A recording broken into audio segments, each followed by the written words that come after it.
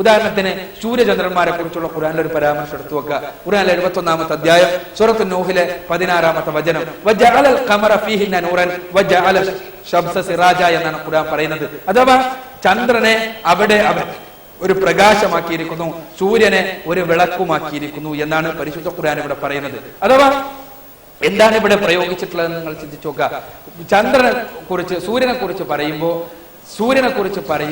വിളക്ക്, സിറാജ് എന്ന പദമാണ് പരിശുദ്ധ ഖുർആൻ പ്രയോഗിച്ചിട്ടുള്ളത്. നിങ്ങൾ പരിശോധിച്ച് നോക്കുക.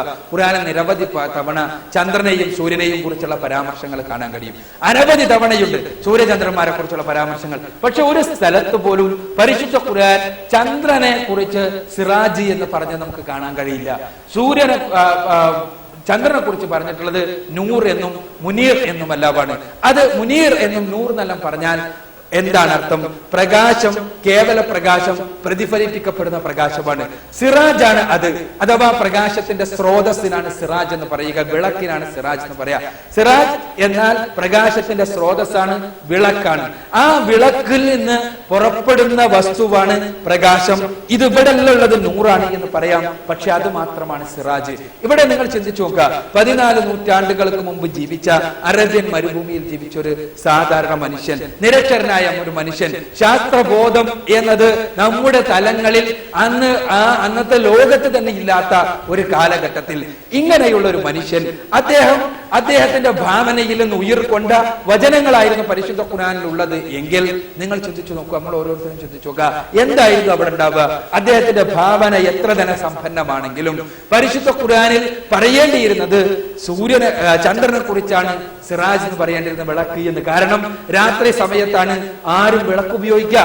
അതുകൊണ്ട് തന്നെ രാത്രിയിൽ മനുഷ്യർക്ക് ഇരുട്ടിൽ ഒരു വെളിച്ചമായി കടന്നു വരുന്ന ചന്ദ്രനെ കുറിച്ചാകേണ്ടിയിരുന്നു പരിശുദ്ധ ഖുർആനിൽ മുഹമ്മദ് നബിയുടെ കേവല രചനയായിരുന്നുവെങ്കിൽ, മുഹമ്മദ് നബിയുടെ മസ്തിഷ്കത്തിൽ നിന്ന് ഉയർകണ്ട വചനങ്ങളുടെ സമാഹാരമാണ് പരിശുദ്ധ ഖുർആനെങ്കിൽ അതിൽ പറയേണ്ടിയിരുന്നത് സിറാജ് എന്ന് വിളിക്കേണ്ടിയിരുന്നത് ചന്ദ്രനെയായിരുന്നു. പക്ഷേ അത്ഭുതകരം, പരിശുദ്ധ ഖുർആനിൽ എവിടെയും ചന്ദ്രനെ കുറിച്ച് സിറാജ് എന്ന് പറയുന്നേയില്ല.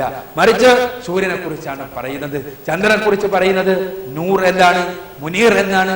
അഥവാ പ്രതിഫലിപ്പിക്കപ്പെടുന്ന പ്രകാശം എന്നാണ് എന്ന് നമുക്ക് കാണാൻ കഴിയും. ഇതാണ് വളരെ കൃത്യമായ പദപ്രയോഗങ്ങൾ പരിശുദ്ധ ഖുർആൻ നടത്തുന്നു എന്ന് നമ്മൾ പറയാൻ കാരണം. പിന്നീട് നിങ്ങൾ നോക്കുക, ഖുർആനിൽ ഇതേപോലെ നിരവധി വചനങ്ങൾ സിറാജ് എന്ന്, ളിയാ എന്ന് സൂര്യനെ കുറിച്ച് പിന്നീട് പ്രയോഗിച്ചിട്ടുള്ള ഒരു പദമാണ് ളിയാ, അഥവാ തിളങ്ങുന്ന ശോഭ എന്നാണ് അതിനർത്ഥം.